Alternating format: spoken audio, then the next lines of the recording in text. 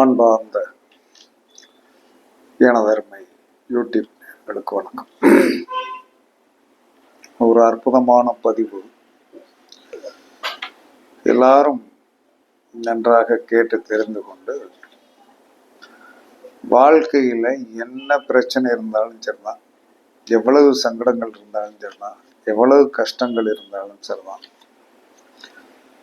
அந்த கஷ்டங்களை தீர்ப்பதற்கென்று ஒரு நட்சத்திரம் இருக்கிறது. அந்த நட்சத்திரத்தன்று எந்த தெய்வத்தை போய் நாம் வழிபாடு செய்ய வேண்டும் அப்படிங்கிறது பொதுவான ஒரு விதி இருக்கிறது.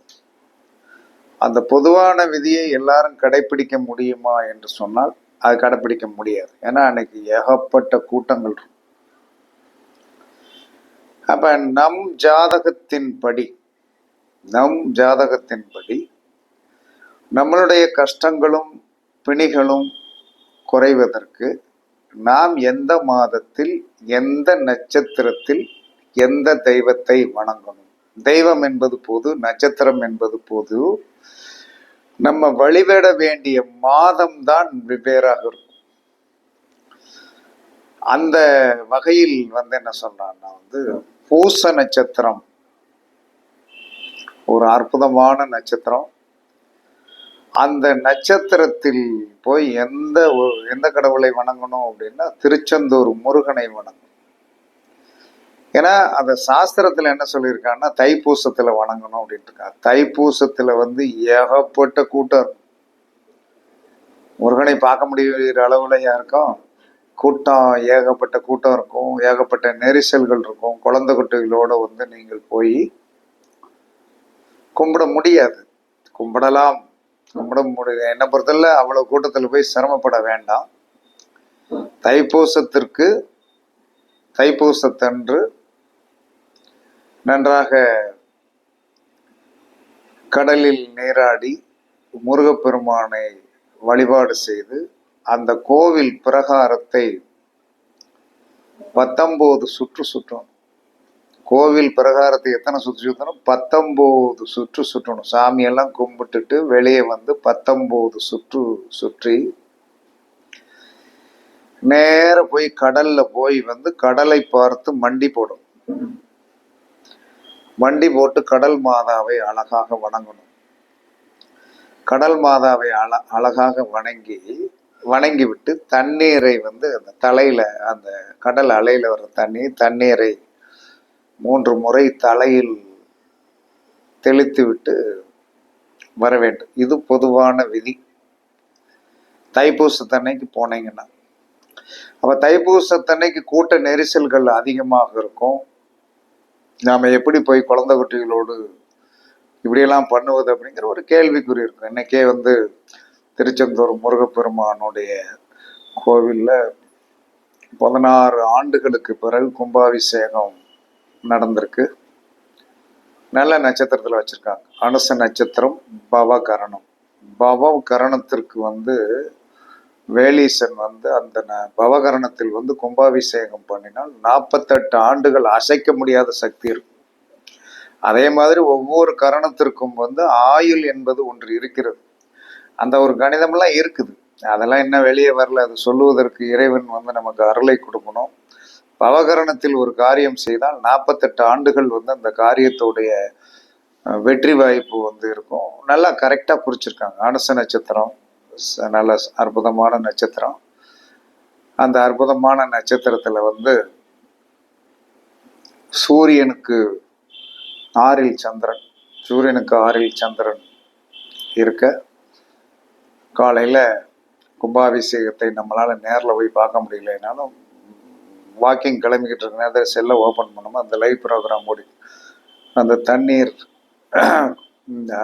அந்த கும்பத்தின் மேல் அபிஷேகம் பண்ணக்கூடிய ஒரு காட்சியை இறைவன் காண கொடுத்து வைத்தார்.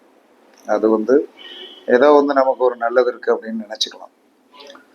அப்ப எந்த ஒரு மனிதனும் சென்னையில இருக்கான், வெளிநாட்டுல இருக்கான், எங்க வேணாலும் இருக்கிறான், அவனுக்கு இதெல்லாம் செட் ஆகுமா அப்படின்னா எல்லாரும் பிரச்சனையில தான் இருக்கான். யாரும் பிரச்சனை இல்லாத ஆளுகள் கிடையாது. பிரச்சனை என்பது ஒரு மனிதனுக்கு மனதளவில் தீர்க்க முடியாத பிரச்சனைகள் இருக்கத்தான் செய்கிறது. அப்ப திருச்செந்தூர் முருகனை நீங்கள் பிறந்த தமிழ் மாதத்தில் பூச நட்சத்திரம் வருகின்ற முதல் நாளே ரூம் போட்டு தங்கிருங்க, ஃபேமிலியோட கடல்ல குளிங்க. மறுநாள் காலையில் வந்து முருகனை போய் தரிசனம் பண்ணிட்டு அந்த பிரகாரத்தை 19 சுற்று சுற்றும். 19 சுற்று சுற்றி அதற்கு பிறகு கடலில் வந்து கடலுக்கு முன்னாடி மண்டி போடணும். மண்டி போட்டு கடலை பார்த்து 3 தடவை தலைக்கு மேலே கையை உயர்த்தி கும்பிடணும். கும்பிட்டு முடிச்சுட்டு இருந்து கடல் தண்ணீரை தலையில் நல்லா தொளிச்சுக்கிட்டு ஃபேமிலியோட நல்ல அழகான ஹோட்டலில் போய் தலைவாழை இலை போட்டு சாதம் தான் சாப்பிடணும். இந்த சைனீஸ் ஃபுடெல்லாம் அன்னைக்கு வந்துட்டு பாயாசத்தோடு சாப்பிடுங்க. உளுந்த விடை இருந்தால் உளுந்த விடை வாங்கி பாயாசத்தில் வந்து அழகாக சாப்பிடுங்க. நீங்கள் என்ன காரியத்தை நினைத்து போனீர்களோ, என்ன காரியம், கோர்ட்டு கேஸ் இருக்கக்கூடாது, பிரச்சனை இருக்கக்கூடாது, தொழிலில் பிரச்சனை இருக்கக்கூடாது, குடும்பத்தில் பிரச்சனை, எந்த காரியமாக இருந்தாலும் அது உடனே சக்சஸ் ஆகும். இது சத்தியமான உண்மை. பூச நட்சத்திரத்துக்கு அவள் பவர் உண்டு. பூச நட்சத்திரத்திற்கும் முருகனுக்கும் ஒரு பெரிய சம்பந்தம் உண்டு. அப்ப இதெல்லாம் வந்து என்ன சொன்னா, ஜென்ரலி தைப்பூசத்தில் கும்பிட்டால் நம்பர் 1. ரொம்ப அது சிரமம் அப்படின்னா அடுத்தது நம்மளை வந்து நமக்குன்னு ஒரு நாம்ஸ் இருக்குது. அது நீங்கள் பிறந்த தமிழ் மாதம், இது குடும்பத்தில் வந்து மனைவி பிறந்த மாசமா இருக்கலாம், அல்லது குடும்ப தலைவர் பிறந்த மாசமா இருக்கலாம், அல்லது தலைப்பிள்ளை பிறந்த மாதமாக இருக்கலாம், அல்லது 2வது பிள்ளை பிறந்த மாதம் இருக்கு. இது எந்த இதில் வேணாலும் நீங்கள் கரெக்ட் பண்ணிருங்க. போனீங்கன்னா அடுத்த வருடம் அதே காலத்தில் போகும்போது நீங்கள் சந்தோஷத்தோடு இல்லை போயிட்டு வந்துட வேண்டியதான் அப்படிங்கிற ஒரு ஆர்ஜிதத்தை நீங்கள் கரெக்டாக எடுத்துருவீங்க. அதற்கு அடுத்து சரி, ஒரு பாமரன் என்ன செய்வது? பாமரன் நாங்கள் என்ன செய்வதுன்னா, உங்கள் ஊரில் முருகன் கோயில் இருக்கா? ரொம்ப சந்தோஷப்படுங்க. இல்லை சார், முருகன் கோயில் தனியாக இல்லாமல் இல்லை, ஒரு கோயிலுக்குள்ளே வந்து முருகன் வள்ளி தெய்வானோடு இருக்கா, ரொம்ப சந்தோஷம். நமக்கு தேவை முருகன் வள்ளி தெய்வானையோடு இருக்கின்ற ஒரு தெய்வம் முருகப்பெருமான் வேண்டும். அப்போ நீங்கள் பூச நட்சத்திரம் வருகின்ற என்ன செஞ்சிடணும்? காலை உணவை சாப்பிடக்கூடாது. ஏன் விரதம் இருக்க சொல்கிறாங்கன்னா, பூச நட்சத்திரத்தன்னைக்கு விரதம் இருந்து பாருங்க, அதில் வந்து உங்களுக்கு வந்து ஒரு பெரிய சக்தி கிடைக்கும். அப்போ காலையிலே வந்து பூச நட்சத்திரத்தன்னைக்கு விரதம் இருந்து 4 மணிக்கு மேலே வந்து கோயிலுக்கு போங்க. முருகனுக்கு செவ்வரளி மாலை வாங்கி போடுங்க. வாங்கி போட்டு 1/4 கிலோ குங்குமம் வாங்கி கொடுங்க. 2 நெய் தீபம் போடுங்க. 2 நெய் தீபம் போட்டுட்டு என்ன சொன்னான்னா, கோவில் பிரகாரத்தை 19 சுற்று சுற்றும். அப்போ 19 சுற்று சுற்றி 19வது சுற்றில் உங்கள் ஊர் கோவிலில் கொடிமரம் இருந்தால் கொடிமரத்தின் கீழ் சாஷ்டாங்கமாக விழுந்து வணங்கல். ஆணும் பெண்ணும் ஓகே. பெண்ணுக்கு என்ன வழிபாடு முறை, முடி போட்டு கும்பிடணும். ஆண்கள் வந்து உள்ள தலை குப்புற கீழே விழுந்துடணும். விழுந்து நீங்கள் கும்பிட்டு வந்தீர்கள் என்று சொன்னால், நீங்கள் என்ன பிரச்சனையில் கஷ்டப்படுகிறீர்களோ அந்த பிரச்சனைக்கு உண்டான தீர்வு முருகனால். சம்ஹார மூர்த்தி தான் முருகப்பெருமான். முருகப்பெருமானை யார் கும்பிட்டாலும் கொஞ்சம் சோதனை இருக்கும். முருகன் என்று சொன்னால் சோதனை தான். அந்த சோதனையை வந்து என்ன சொன்னா கண்டிப்பாக முதல்ல கொடுப்பார். நம்ம வெறுத்து என்ன செய்வோம் தெரியும், இவனை போய் கும்பிட்டா வந்து எப்போ பார்த்தாலும் இவங்க அப்பனை போய் கும்பிட்டாலும் பிரச்சனை தான், இவனை போய் கும்பிட்டாலும் பிரச்சனை தான் அப்படின்னு சொல்லிட்டு நம்ம ஒதுங்குவோம். அது ஒரு 4 நாளைக்கு நல்லா இருக்கும், நிம்மதியாக இருக்கும். இல்லை, உன்னை பிடித்துத்தான் ஆகும், நீ என்ன செஞ்சாலும் சரி அப்படின்னு சொல்லிட்டு கரெக்டாக நீங்கள் ஃபாலோ பண்ணிட்டு வந்தீங்கன்னா 100% என்ன சொன்னான்னா உங்களுக்கு அவங்களுடைய கடாட்சம் வந்து, எந்த ஒரு தெய்வமும் முதலில் வந்த உடனே அருள் பாலிக்காது.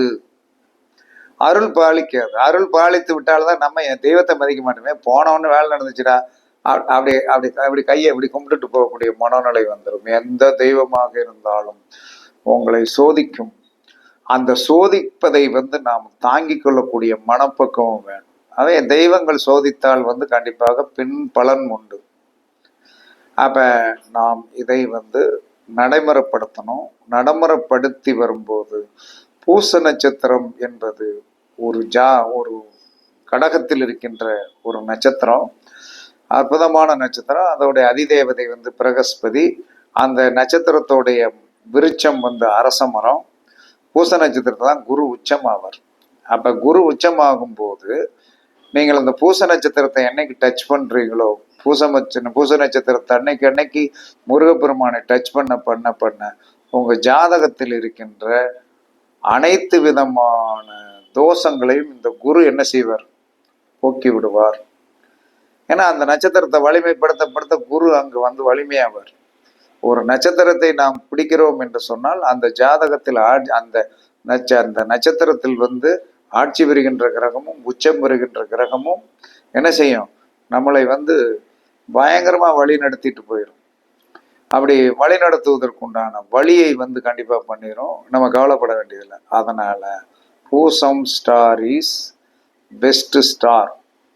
அது என்றைக்குமே வந்து என்ன சொன்னான்னா காலபுருஷனுடைய 4ஆம் இடத்தில் இருக்கிறது. அந்த 4ஆம் இடத்தில் இருக்கிற ஒரு அற்புதமான ஸ்டார். அதற்குண்டான சின்ன சின்ன மைனஸ்களாக இருக்கும். அமங்கலை நட்சத்திரம்பாங்க. அதில் ஒரு கிரகம் நின்றால் வந்து லக்கணத்திற்கு 1, 4, 7 கூடியவர்கள் நின்றால் காலம்பூரம் கஷ்டம் அப்படிம்பாங்க. அதெல்லாம் உண்மைதான். நமக்கு தேவை நம்முடைய பிரச்சனை வந்து தீரணும். அதற்கு தைப்பூசம் அல்லது நம்முடைய தமிழ் பிறந்த மாசத்தின் பூசம் அல்லது நாம் ஊரில் இருக்கின்ற முருகன் கோவிலில் பூச நட்சத்திரம் வருகின்ற அன்று நீங்கள் வழிபாடு செய்தீர்கள் என்று சொன்னால் கண்டிப்பாக உங்களுடைய கஷ்டங்கள் குறையும். அது உங்களுக்கு படிப்படியாகவே கண் முன்னாலே தோணும். கண் முன்னாலே நமக்கு கஷ்டம் குறைவது தோணும். மலை போல் வரும். அந்த மலை போல் வந்து என்ன சொன்னா பனி போல் நீங்கி போய்விடும். இதுதான் பூச நட்சத்திரத்துடைய வழிபாடு. ஏன்னா நான் ஒரு 16 ஆண்டுகளாக 16 ஆண்டு முடிஞ்சிருச்சு. 17வது ஆண்டு பிறந்துருச்சு. அந்த பூச நட்சத்திரத்தை விடாமல் பிடித்து அந்த ஜீவசமாதியில் போய் வழிபாடு பண்ணும் போது அந்த ஜீவசமாதிக்கு உண்டான அந்த சித்தர் முருகனை வழிபாடு பண்ணியிருக்கிறார். அங்க ஒரு வேல் இருக்கும். அங்க ஒரு உள்ள அவருடைய விநாயகர் பக்கத்தில் ஒரு வேல் இருக்கும். அந்த இடத்திற்கு போய் நின்னாலே வந்து என்ன சொல்லலாம்னா சித்தர்களுடைய அனுகிரகத்தை பெறுகின்ற இடத்துக்கு போய் நின்னா ஒரு நல்ல வந்து ஒரு வைப்ரேஷன் கிடைக்கும். இதெல்லாம் உணர்ந்து வந்து தான் பெரிய வெற்றிகள்லாம் பெற்றோம். அதற்கு பிறகு தான் மூளை நல்லா வேலை செஞ்சிச்சு. ஜோதிடத்தில் பயம் இல்லாமல் சொல்ல ஆரம்பித்தோம். ஒரு சித்தருடைய அனுகிரகம். அந்த சித்தர் வந்து அவர் அடங்கினது வந்து பூச நட்சத்திரத்தில் அடங்கினார். ஏன்னா அவருடைய நட்சத்திரத்திற்கு கரெக்டாக வந்து சரியான நட்சத்திரத்தில் வந்து அடங்கினார். அதெல்லாம் வந்து கடவுளுடைய பெரிய அனுகிரகம்தான். அந்த மாதிரி நீங்களும் பூசம் என்று சொல்லக்கூடிய இந்த நட்சத்திரத்தை முருகப்பெருமானுடன் தொடர்புபடுத்தி நீங்கள் பயன்படுத்தி பாருங்கள். சாதாரணமாக ஊர்ல கொஞ்சம் வலிமை வேணும்னா உங்களுடைய பிறந்த மாதத்தில் இருக்கிற பூச நட்சத்திரம் திருச்செந்தூருக்கு போங்க. அதற்கு அடுத்து வந்து என்ன சொன்னா, இல்லை நான் கொஞ்சம் வலிமையான ஆளுதான்யா, ஒன்றும் பிரச்சனை கிடையாது, தைப்பூசத்துக்கு போங்க. போய் நான் சொல்லிய முறைகளை கடைப்பிடிங்கள். வாழ்க்கையில் பெரிய வெற்றிகள் உங்களுக்கு வரும். இது பரீட்சித்து பார்த்து வெற்றி பெற்ற ஒரு ரகசியம். பரீட்சித்து பாருங்கள், வெற்றி பெறுங்கள் என்று கூறி உங்களிடமிருந்து விடைபெறுவது சிப்பிப்பாறை ஜோதிடரசு ஆதி ராகவன் ஜெயபாலாஜி. சுகமே சூழ்க. வாழ்க வளமுடன். வணக்கம்.